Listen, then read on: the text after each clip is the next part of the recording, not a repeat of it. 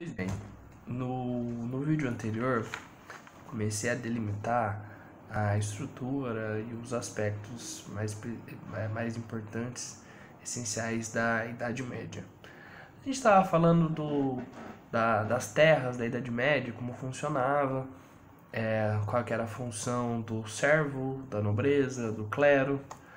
E é importante destacar também que, além de guerrear, a nobreza ainda tinha a função de proteção. Porque assim, você pode imaginar, nossa, mas como que o servo ia aceitar tão passivamente trabalhar enquanto um reza e o outro simplesmente guerreia quando há guerra? Tinha muita guerra, tinha muito combate, tinha muitas invasões, era extremamente inseguro. Então, era como se fosse uma troca que eles considerassem injusta naquela época. A gente sabe que não é, a gente sabe que existe uma exploração muito grande, a gente sabe que aquilo dava-se por terra e sangue. Ou seja, se você tinha terra e se você tinha sangue nobre, você tinha uma posição muito melhor, mas era extremamente justo. A gente não pode achar que era uma troca equivalente o trabalho com dessa proteção. Mas havia muito combate, havia muita necessidade de ter um exército e quem fazia esse papel era a nobreza. Isso eu acho que está pacificado, acho que vocês já compreenderam muito bem. Os servos, eles trabalhavam e não havia uma motivação para trabalhar mais do que eles já trabalhavam.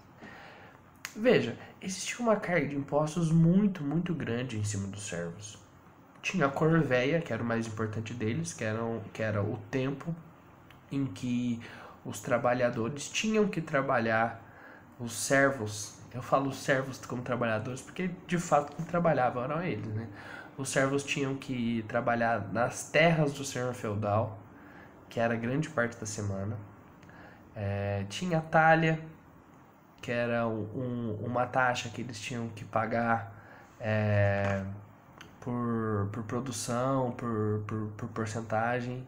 Tinha banalidades, que eram os impostos que eles tinham que pagar por utilizar de instrumentos de trabalho do próprio senhor feudal. Tinha tostão de Pedro, que era o que eles tinham que pagar à igreja. Tinha a mão morta, caso alguém morresse da família, você tinha que pagar o sepultamento. Tinha diversos impostos.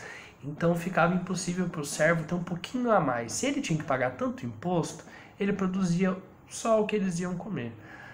Isso faz com que a economia seja preste atenção, anota esse termo, subsistência. Produz apenas o que se irá consumir. Você não tem excedente. E se você não produz mais do que você vai utilizar para a própria vida, você não consegue ter o comércio. Então a gente está tratando agora de uma sociedade, e vejam bem, sociedade ocidental europeia, porque tem muita gente que acha que o mundo é Europa, por mais que tenha um centro cultural muito forte, a gente não tem que pautar nosso mundo simplesmente nos padrões europeus. Então existia comércio no mundo nessa época, existia principalmente nos povos árabes, a gente tinha na Ásia muito comércio, não tinha comércio na Europa Ocidental. Isso aí tem que ficar bem estruturado na cabeça de vocês, porque é difícil, a gente chama isso de eurocentrismo, mas a gente está falando de uma sociedade que tinha se fechado em feudos, grandes fazendas, que tinha uma produção que ficava entre eles somente, não havia troca, desaparece troca, desaparece o comércio, sem comércio não há um contato com uma cultura diferente, você vai vendo menos coisas, consequentemente a cultura fica muito menos valorizada. Essa desvalorização da cultura faz com que algumas coisas como escrita seja muito rara. Gente, a gente fala da Idade Média, a gente tinha uma taxa de analfabetismo exorbitante. Praticamente quem sabia ler eram alguns nobres, nem toda a nobreza sabia ler, e o clero. E você sabe o que fala, né? Se você não lê, você tem que acreditar no que dizem para você. E é o que falavam para os servos: você tem que trabalhar porque nós rezamos para você. Você tem que trabalhar porque os nobres te protegem, os nobres te dão a terra. E os servos eram extremamente explorados. Pois bem, então a gente está tratando mais ou menos como funcionava a Idade Média. Eu falei para vocês no modo de produção, como a sociedade se dividia. Agora a gente vai retomar um ponto que eu coloquei no vídeo anterior, que era o mais importante, é o teocentrismo. Nada teve tanto poder como a igreja na Idade Média. A igreja era muito forte, ela tinha tudo. Ela ditava as regras, ela ditava quem fazia o quê, ela ditava quem tinha salvação, quem não tinha, falava como tinha que ser o comportamento. A igreja tinha todo o poder em suas mãos, era uma coisa exorbitante.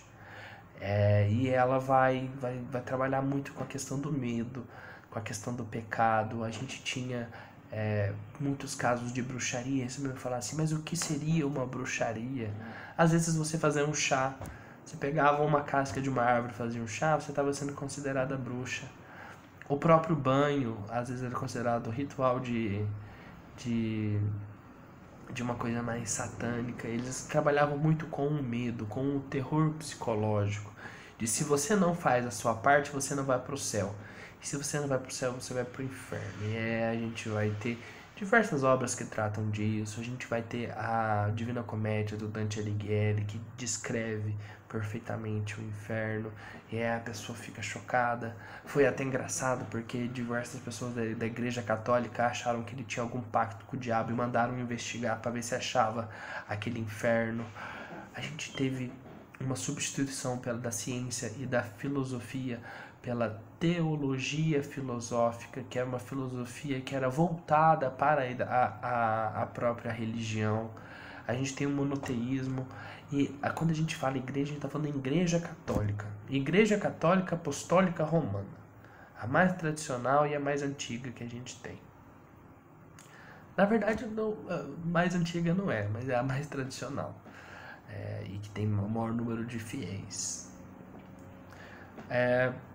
O que mais que a gente pode tratar aqui? Eu tento não me alongar muito, porque eu sei que esses vídeos eles têm que ser um tanto quanto mais rápidos. E eu vou, já que eu delimitei quase todo o quadro, depois eu vou falar de especificidades na aula seguinte. Agora eu vou falar que dividiu-se esses 1000 anos em alta Idade Média e baixa Idade Média. Então vejo como se fosse uma coisa que subia e decaía. Por que acontece isso? Porque uma hora a Idade Média acaba, em 1453, e quando vocês olharem essas datas, é só para o historiador trabalhar melhor. Não foi assim que aconteceu, não foi a partir de um ano, foi assim, opa, acabou, agora não temos mais a Idade Média. Não foi assim que começou, olha, agora temos a Idade Média. Isso não acontece. Os períodos históricos já são delimitados mais para estudo. Então, o que a gente falou nessa aula? A gente falou como se organizava a sociedade, como que ela era, e eu preciso que vocês tenham alguns pontos que fiquem muito claros. Vamos lá. Sociedade feudal. Modo de produção feudal. Modo de produção servil. Economia de subsistência. Sociedade estamental, que era de estamentos. Estratificada, não havia possibilidade de mudança de um estamento para o outro. A gente tinha teologia. Teologia é o estudo de Deus, o estudo da religião. Teo é Deus, logia é estudo. Então a gente tinha uma teocracia, teocentrismo. Todos esses termos cabem. E por fim, eu vou falar de como se passava a terra de um nobre para o outro. Porque a gente está falando de vários, como se fossem fazendas mesmo. Tem muitas fazendas. Mas alguém era o dono da fazenda. Imagina se tivesse uma fazendona gigante. Esse era o rei. Ele tinha um feudo. É o país todo. Peguemos a França. A França tinha um rei. Ele era o rei da França. Aquela terra era muito grande. Ele era muito difícil de cuidar de tudo. Então ele dividiu um pedaço e deu para um outro nobre. Esse nobre ficou conhecido como senhor feudal. Então é como se o rei fosse um senhor feudal e o nobre também fosse um outro senhor feudal. Só que entre eles existia um pacto Existia um pacto de fidúcia, de confiança, de tradição. Existia um pacto como eu posso dizer para vocês, um pacto de honra. E era uma relação de suzerania e vassalagem. Quem cedia a terra ao outro era suzerano. E aí o outro era o vassalo. O vassalo devia obediência ao suzerano. Quando ele precisasse de entrar numa guerra, ele poderia chamar o seu vassalo. Então você tem um pedaço de... Você é um nobre, você tem um pedaço de terra muito grande, você fala assim, bem, vou dar esse pedaço para você, você vai cuidar, você vai ter seu castelo lá, você vai ter a sua propriedade. No entanto, quando eu necessitar de apoio num exército, você vai voltar para cá. Que é uma questão de confiança, uma questão de honra. Aí eles voltavam. Essa questão de honra, ela vinha dos germânicos, que era um estudo chamado comitatus. Mas vocês não precisam saber exatamente isso. Primeiro eu quero que vocês entendam o que é suzerania e vassalagem. E aí esse vassalo, ele pode falar assim, a minha terra é muito grande, eu vou dividir um pouco ela. Aí você dá para um outro nobre. E aí esse nobre, ele vira um vassalo. E você que é vassalo, vira o suzerano dele, entendeu? Então é uma cadeia. Isso fez com que dividisse muito a Europa, as terras, e aí você perde essa noção de rei. Quem é o rei? Ele é mais um dos suzeranos, mais um só. Ele não tinha tanta importância. No fim, ele vai começar a ter um pouco mais de poder, um pouco mais de importância, e a gente vai ver que ele vai ressurgir como um rei forte, um rei absoluto, teremos o absolutismo.